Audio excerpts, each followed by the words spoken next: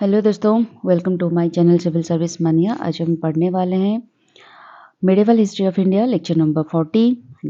ये जो टॉपिक हमारी चल रही थी India in the 17th century का पार्ट 2 वीडियो है। पार्ट 1 में हमने ऑलरेडी देख लिया कि किस तरह से जो नूरजहां थी वो उनकी किस तरह की राज चल रही थी और शाहजहां उसके भी रेबेलियन चल रहे थे अपने पिता जहांगीर के साथ। अब हम पढ़ेंगे मोहब्बत खान के बारे में, ठीक है। ये जो पार्ट 2 है, जो एक्चुअली हमने पढ़ा था, शाहजहां ने रेबेलियन किया था जहांगीर के लिए, अपने पिता के लिए, और उनको साम्राज्य भी चाहिए थी और उनको चाहिए थी मैं साम्राज्य राजा बन जाऊं, बहुत सारी चीज़ें मेरे अंडर में आ जाए। लेकिन नूरजहां की वजह से कुछ चीज़ें नहीं हो पा रही थी, क्योंकि नूरजहां भी थी काफ़ी, नूरजहां जी तो जो थी आप लोगों को पता है वो जहांगीर के पत्नी थी और उन्होंने भी बहुत ही एक्टिवली पार्टिसिपेट कर रखी थी पॉलिटिक्स में, जिसके वजह से शाहजहां को भी कहीं न कहीं तकलीफ़ हो रही थी। लेकिन वो जो रेबेलियन कर रहे थे उनको मोहब्बत खान, जो कि जहांगीर के एक सबसे लॉयल राजपूत घराने से थे, उन्होंने बहुत अच्छी तरीके से दमन किया था। तो अब हम मोहब्बत खान के बारे में इस वीडियो में पढ़ेंगे, ठीक है। और उसके बाद फॉरेन ट्रेडिंग के बारे में, फॉरेन कैसे ट्रेडिंग मैनेजमेंट हो रही थी, किस तरह से ऑर्गेनाइज हो रही थी, उस बारे में हम थर्ड वीडियो में पढ़ेंगे। तो चलिए शुरू करते हैं। इसमें हम देखेंगे किस तरह से focusing on reign of emperor Jahangir and the transition of power to Shahjahan, किस तरह से शाहजहां के पास मोहब्बत खान की एंट्री होती है और उसके बाद शाहजहां के पास किस तरह से पावर जाती है, इसके बारे में हम डिटेल्स में पढ़ेंगे। शुरू करते हैं। तो दोस्तों, क्या होता है जो शाहजहां रेबेलियन करते हैं, तो रेबेलियन आपको तो पता है क्यों उन्होंने रेबेलियन किया। अगर नहीं पता तो लास्ट वीडियो देख लीजिए, जो इसका पहले वाला वीडियो है, वहाँ पे बहुत ही डिटेल्स में मैंने इसके बारे में मेंशन किया हुआ है। मैं इसका लिंक भी दे दूंगी आपको डिस्क्रिप्शन बॉक्स में, आप जाकर देख सकते हो। तो ये जो रेबेलियन की वजह से ना 4 साल तक एम्पायर डिस्ट्रक्टेड रहा, मतलब एम्पायर की जो राजा थे जहांगीर, नूरजहां भी, वो सब डिस्ट्रक्टेड रहे क्योंकि कन्फ्लिक्ट हो रही थी बाप बेटे के अंदर। तो इसी वजह से क्या हुआ, धीरे धीरे कांधार भी लॉस हो गया पर्सियन के लिए, पर्सियन उसको कैप्चर करके ले गए। और उसके साथ ये भी हुआ कि डेक्कन में जो चीज़ें चल रही थी, डेक्कन में आपको पता है हमने ऑलरेडी इसके बारे में वीडियो बना चुकी हूँ मैं। डेक्कन में जो मलिक अंबर थे वो टाइम टू टाइम रेबेलियन कर रहे थे मराठा के साथ मिलके। तो जितने सारे मुगल्स ने डेक्कन में जितने सारे एरिया को कैप्चर करके रखा हुआ था, वो सब धीरे धीरे डेक्कनीज रिकवर कर लिए, मतलब अपने मुगल साम्राज्य से छुड़ाकर खुद के लिए ले गए, इंडिपेंडेंट हो गए। तो चीज़ें और धीरे धीरे बिगड़ने लगी। क्या हुआ, शाहजहां एक्यूजेशंस हो गया। एक्यूजेशन क्या उन्होंने लगाया कि, तो चीज़ें क्या हुई, शाहजहां को हमेशा ये वो ब्लेम कर रहे थे नूरजहां को, क्योंकि उनको जहांगीर ऑलरेडी उनकी हेल्थ कंडीशन बहुत ख़राब थी। तो उनको लग रहा था कि जहांगीर के एब्सेंस में, जहांगीर के हेल्थ इश्यूज़ को फ़ायदा उठा के हर एक चीज़ नूरजहां अपने अंडर में ले रही थी। तो शाहजहां इसी वजह से बहुत परेशान थे और उनको लग रहा था कि नूरजहां सब कुछ संभाल रही है। तो ये सारी चीज़ों को भी हजम करना कहीं न कहीं असफ खान के लिए तकलीफ भी हो रही थी। असफ खान कौन है? वो है नूरजहां के भाई और वो थे शाहजहां के फादर इन लॉ, क्योंकि उन्होंने अपने बेटी को शाहजहां को दिया था, सौंपा था, मतलब मैरिज किया था। तो इसी वजह से वो हो गए उनके ससुर। तो ये जो ससुर और ज्वाई, वो दोनों मिलके राज करना चाहते थे। तो जिसी वजह से जो नूरजहां के पास, नूरजहां सब कुछ संभाल रही थी पॉलिटिक्स, उनको ये बात भी हजम नहीं हो रही थी। तो लेकिन क्या हो रहा था, हो सकता है कि जहांगीर के हेल्थ कंडीशन बहुत पुअर हो रही थी, लेकिन फिर भी वो मेंटली बहुत अलर्ट थे और जो भी डिस्कशन हो रही थी, जो भी बड़े-बड़े डिसीजन हो रहे थे, वो जहांगीर के कंसेंट के, विदाउट कंसेंट कुछ भी नहीं हो रहा था। हो सकता है नूरजहां पॉलिटिकली स्ट्रांग हो, पॉलिटिकली वो पार्टिसिपेट कर रही थी, लेकिन उनके बीच डिस्कशन, अच्छी तरह से डिस्कशन हो रही थी, ठीक है। तो दोस्तों, अब एंट्री होती है मोहब्बत खान की। मोहब्बत खान के बारे में पढ़ेंगे। मोहब्बत खान कौन है? जो शाहजहां की रेबेलियन हो रही थी, तभी शाहजहां को दमन किया था उस वार में, डिफरेंट वार में मोहब्बत खान ने, ठीक है। उन्होंने उनको एकदम वो डेक्कन में जाकर छुपे, डेक्कन में उनको उन्होंने परास्त किया। फिर वो जाकर जब बिहार, बंगाल, उड़ीसा, उस जगह पे वो जाकर वहाँ पे रहे, मतलब भागा भागा कर उनको उन्होंने हराया। बहुत सारी जगह पे उनको दौड़ा-दौड़ा कर इधर से उधर भाग रहे थे शाहजहां मोहब्बत खान की वजह से। तो इतना लॉयल थे वो अपने क्या अपने एम्परर के लिए। लेकिन क्या हुआ, एक टाइम पे ना उनकी जो नोबिलिटी थी, मतलब मुगल साम्राज्य में जितने नोबिलिटी थी, उनकी इस ग्रोइंग पॉपुलैरिटी से वो कहीं न कहीं जलते थे। तो धीरे-धीरे ना चीज़ें खराब होनी शुरू हो गई। जो शाहजहां की सॉरी एम्परर की जितने सारे जहांगीर के जितने सारे नॉवेल्स थे, उन्होंने धीरे-धीरे उनके लिए बहुत सारे प्लॉट बनाना शुरू कर दिया, बहुत सारे झूठे इल्ज़ाम लगाना शुरू कर दिया। तो क्या हुआ, ये सारे जो जो मोहब्बत खान अपनी ग्रोइंग पॉपुलैरिटी बढ़ा रहे थे, अपनी लॉयल्टी बढ़ा रहे थे, जिस जहांगीर के लिए लॉयल थे, धीरे-धीरे उनको लगा कि राज्य में राजा उनको इतना इम्पोर्टेंस नहीं दे रहे हैं, या फिर उनके लिए चीज़ें खराब हो रही है अपने साम्राज्य में। तो एक क्या हुआ, उनके जो एडमिनिस्ट्रेटिव थी, उन्होंने उनको समन के लिए कोर्ट को एक बार बुलाया। तो उनको बहुत ख़राब लगा, क्योंकि वो इतना पावरफुल थे, इतना हेल्प भी किए जहांगीर को अपने काम में, फिर भी उनको जो इस तरह के ट्रीटमेंट किया गया उनको अच्छा नहीं लगा।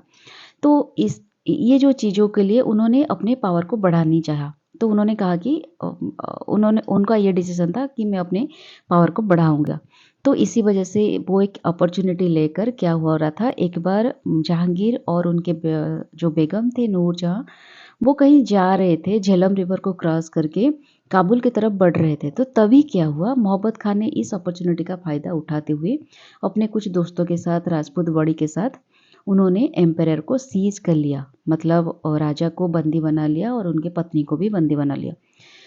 और क्योंकि जहांगीर, वो उनकी हेल्थ कंडीशन भी ठीक नहीं थे और वो युद्ध करने के मूड में भी नहीं थे, तो उन्होंने कुछ रिएक्शन नहीं किया, तो उन्होंने बंदी बनने दिया खुद को। लेकिन ये जो नूरजहां थी, वो भी कहीं न कहीं बेबस थी। तो क्या हो रहा था, वो अपने पति के पास रहने चाह रही थी, इसी वजह से उन्होंने भी खुद को सरेंडर कर लिया। लेकिन धीरे-धीरे नूरजहां भी इतना बेवकूफ़ नहीं थी, वो पॉलिटिकली बहुत स्ट्रॉन्ग थी, बहुत स्ट्रॉन्ग माइंडेड थी। तो उन्होंने क्या किया, एक चीज़ों की ना फ़ायदा उठाना शुरू किया, क्योंकि जो मोहब्बत खान थी, वो एक हो सकते हैं बहुत स्ट्रॉन्ग पावरफुल थे, लेकिन एक डिप्लोमेट नहीं थे, एक एडमिनिस्ट्रेटिव नहीं थे, उनको चीज़ें सँभालना ठीक से नहीं आता। लेकिन नूरजहां को आती थी, क्योंकि वो एक राजघराने से परिवार से बिलॉन्ग करती थी। उनके फादर जो थे वो एक दीवान थे, उनके जो भाई थे वो भी एक चीफ दीवान थे, तो उनके लिए ये सब चीज़ें बहुत आसान हुआ करती थी। तो उन्होंने चीज़ें फ़ायदा उठाया चीज़ों का, और धीरे-धीरे उनके जितने सारे राजपूत वगैरह थे, जो सपोर्ट में थे मोहब्बत खान के, वो उनके तरफ कर लिए, नूरजहां की तरफ, और क्या किया, उनको मोहब्बत खान को हरा दिया, एक युद्ध में हरा दिया। युद्ध नहीं, उनको अ मतलब हर एक जिनके नोबेल थे, जितने सारे सोल्जर्स थे, वो नूरजहां की तरफ आ गए और मोहब्बत खान अकेले हो गए। तो इस एक कंडीशन में मोहब्बत खान को ये रियलाइज़ हुआ कि मुझे अब यहाँ पे नहीं रहना। तो वो जहांगीर के साइड को अबैंडन करके चले गए शाहजहां के पास, और शाहजहां के पास जाकर वहाँ पे डेक्कन में शाहजहां की तरफ से लड़ने लगे। ठीक है? तो दोस्तों, शाहजहां के पास मोहब्बत खान अब पहुँच जाते हैं, और उसके बाद चीज़ें सब उलट-पलट हो जाती है। शाहजहां हो जाते हैं राजा। कैसे बनते हैं, इसके बारे में हम देखेंगे। जहांगीर की डेथ हो जाती है। जब नूरजहां मोहब्बत खान को हरा देते हैं, तो उनको लगता है कि एक बहुत बड़ी काम कर लिए, क्योंकि डेफ़िनेटली मोहब्बत खान एक बहुत पावरफुल थी, और एक लेडी के लिए एक बहुत अहम बात हो गई है। लेडी के लिए एक अहम बात होती है कि वो एक पावरफुल लीडर को, एक पावरफुल इंसान को हराना, अब सबको अपने तरफ कर लेना, एक बहुत बड़ी चीज़ होती है। ये एक छोटी मतलब जीत नहीं थी। लेकिन नूरजहां की ये जो खुशी ना, ये बहुत दिन तक नहीं रही, क्योंकि उसके 1 साल बाद ही जहांगीर की डेथ हो जाती है 1627 में। तो उसके बाद क्या होता है, जब जहांगीर की डेथ हो जाती है, तो नूरजहां कहीं न कहीं टूट जाती है। तो उनके जो भाई थे, जिनका नाम था असफ खान, और जिनको वकील के हिसाब से जहांगीर के कोर्ट में अपॉइंटमेंट किया गया था, वो कहीं न कहीं अपने फ्रंट में आ जाते हैं। वो जो लुपा-छुपी खेल रहे थे अपने बहन के साथ, अपने जीजा के साथ, और शाहजहां को राजा बनाना चाहते थे। कहीं न कहीं शाहजहां को वो हेल्प कर रहे होते हैं। अब वो फ़ोर फ्रंट में आ जाते हैं। मतलब ओपनली शाहजहां को अ वो क्या उनको सपोर्ट कर रहे होते हैं। तो इसका फ़ायदा उठाते हुए उन्होंने क्या किया, शाहजहां को बुलाया राजकोट में, और उनको राजगादी सँभालने के लिए उनको बुलाया वहाँ से। और शाहजहां ये खबर सुन के एकदम खुशी से झूम उठे और वो आ गए डायरेक्टली आगरा और यहाँ पे उनकी राजा होने की घोषणा कर दी गई। और तुरंत ही उन्होंने क्या किया, नूरजहां को प्रिजन बना दिया और नूरजहां के जितने सारे सपोर्टर थे उनको भी, जितने सारे नोबल्स थे, चीफ थे, सबको उन्होंने प्रिजन बना लिया। और उन्होंने एक काम कर लिया कि जितने सारे उनके रायबाज थे, जितने सारे सॉन्स थे जहांगीर के या फिर जो भी राजा बनने की उनके उम्मीद थे, सबको उन्होंने मरवा दिया और उनको प्रिजन बना दिया। तो कहीं न कहीं क्या हो रहा था, ये जो चीज़ें हायरार्ची होकर चली आ रही थी, शाहजहां ने जहांगीर ने अपने पापा के खिलाफ रेबेलियन किया था, शाहजहां ने भी अपने पापा के खिलाफ रेबेलियन किया। ये जो चीज़ें वो सीड वो बो रहे थे, कहीं न कहीं आगे जाकर ये मुगल डिनास्टी को ख़त्म की तरफ ले रही थी, मतलब मुगल डिनास्टी को नष्ट कर रही थी। और आगे भी आप देखेंगे जब उनके जो बेटे आए, दारा सिंह या फिर औरंगज़ेब, वो भी कहीं न कहीं उसी रास्ते पे चल पड़े और अपने साम्राज्य को ख़त्म की तरफ ले रहे थे, डिस्ट्रक्शन की तरफ ले रहे थे।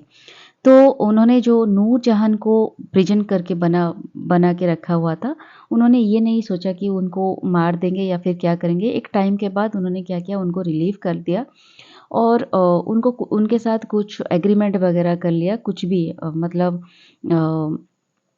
She lived a retired life till her death. 18 years तक उनको बहुत ही दुःख सहना पड़ा।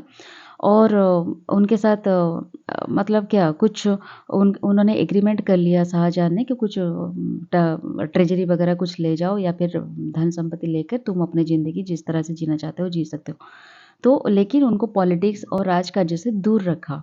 तो लेकिन जहांगीर के एब्सेंस से नूरजहां उनको बहुत प्यार करती थी, तो उन्होंने एक रिटायर्ड लाइफ जीना जी रही थी वो।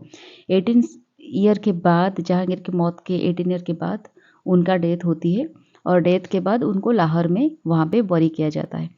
तो ये रहा टोटल कंप्लीट शाहजहां राजा होने तक की हिस्ट्री। तो उसके बाद हम पढ़ेंगे फॉरेन ट्रेड किस तरह से उनकी चल रही है और आगे हम धीरे-धीरे बढ़ेंगे। यहाँ पे इस वीडियो को यहाँ पे ख़त्म करते हैं। नेक्स्ट वीडियो के लिए stay tuned with my channel. अगर अच्छा लगे तो ज़रूर सब्सक्राइब कीजिएगा। Tata bye bye and take care.